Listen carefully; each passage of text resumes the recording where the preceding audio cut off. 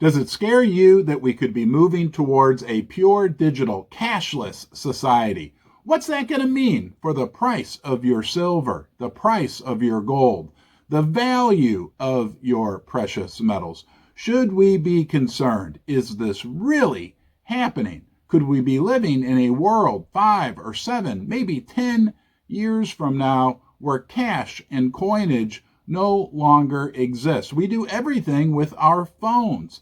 Let's take a look at what's going on in Australia right now. But more importantly, let's sum this whole video up at the end with our thoughts regarding what this could mean for silver, what it could mean for gold. Let's dig in right now. Right now, there are a few big trends going on in the world. Number one, we know more and more people are moving to precious metals, silver and gold, to protect their wealth, to protect against potential economic, social calamity.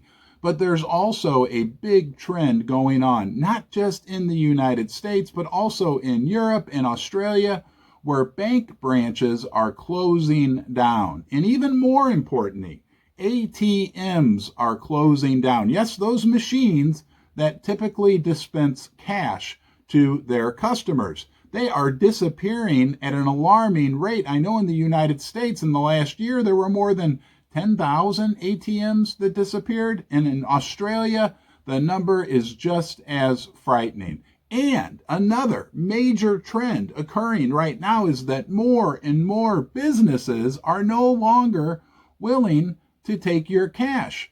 More and more businesses are going to an electronic-only format. First Mining Gold is a development company advancing 2 of the largest gold projects in Canada. Springpole in Ontario and Duparquet, located in Quebec, each already has 5 million ounces of gold reserves, but exploration initiatives are underway at both projects to find even more gold. First Mining is well-financed, has 0 debt, and owns an interest in 4 additional Canadian gold development projects. One economist in Australia predicts that their country could be cashless in just a few years.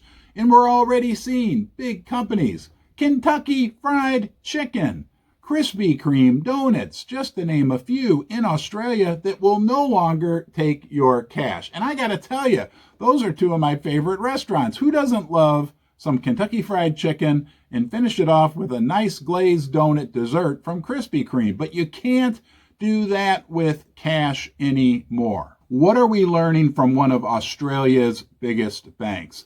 Macquarie Bank is taking material big moves to basically go cashless starting in early 2024. That's just a few months away. When we have big banks taking material steps to remove cash from their system, this is a bank. Banks always were cash to us, right? At least those of you who are about my same age, when I think of a bank, I think of cash, a place that I can go and deposit cash, a place that I can go and withdraw cash. And that seems to be changing right before our very eyes. The world is moving more and more digital. We are going to talk about what that means for the price of silver and gold, but let's get into a little more about what's happening in Australia. Thank you for joining me here in the basement. It's a big deal, and it's my honor that you are here. It's YouTube, not RonTube. So please give this video a thumbs up and subscribe to the channel. What are we hearing from Richard Holden? He's an economics professor in Australia. He's telling us that Australia could be functionally cashless within just a few years. His recommendation is that they start phasing out the big bills first, working their way all the way down until they start to phase out coinage. Do you think there's some backlash to this plan? You better believe it, because quote unquote older people, and I guess I would fit into that category, are not happy about this move to a cashless society. And they bring up points like, what if the electricity goes out? What if the internet goes down?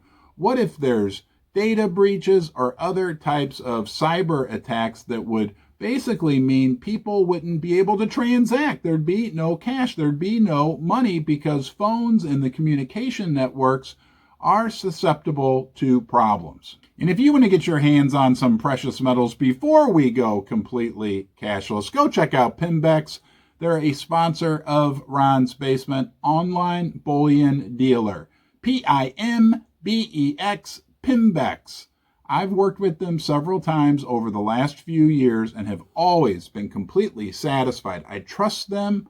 They do a great job packing, great job shipping, and they have the best prices around. Check them out for yourself, and I think you'll find what I found, Pimbex, is best. But this move towards no more cash, it's really happening in Australia. In the last year, they closed down almost 11% of all their ATMs. But what does this mean for the future price, the future value of your silver and your gold? If we move away from cash, if we move into a CBDC type environment, the World Economic Forum's master plan, what's going to happen to silver and gold? Silver and gold will survive no matter what they try to do, no matter how they try to manipulate the system, manipulate things. Even if they were to make it illegal to convert CBDC into silver and gold, I'm a staunch believer that silver and gold have had value for thousands and thousands of years. Not, we're talking 5,000 years, not 5,000 days like a lot of the fiat currencies or these new cryptos that are out there. 5,000 years. Silver and gold will maintain, and I think very likely there's a great chance that this new digital world will usher in a new era of high value for the precious metals.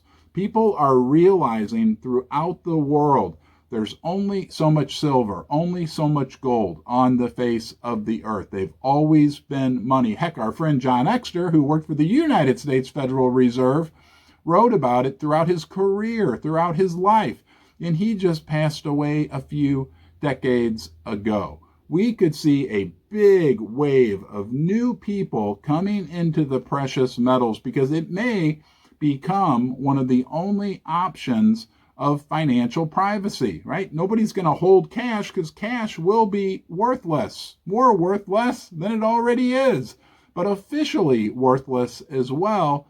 And if you don't have any other options, that may really increase the appeal of the precious metal. So while it's scary, this whole idea of a new digital world, I think when we look at our friends, silver and gold, we can rest assured that they will at minimum maintain their value and that there's a good chance we could actually see massive appreciation in their real value. One thing for sure, it's going to be interesting, and I'll be here with you through it all. Come back to the basement, and I'll see you soon.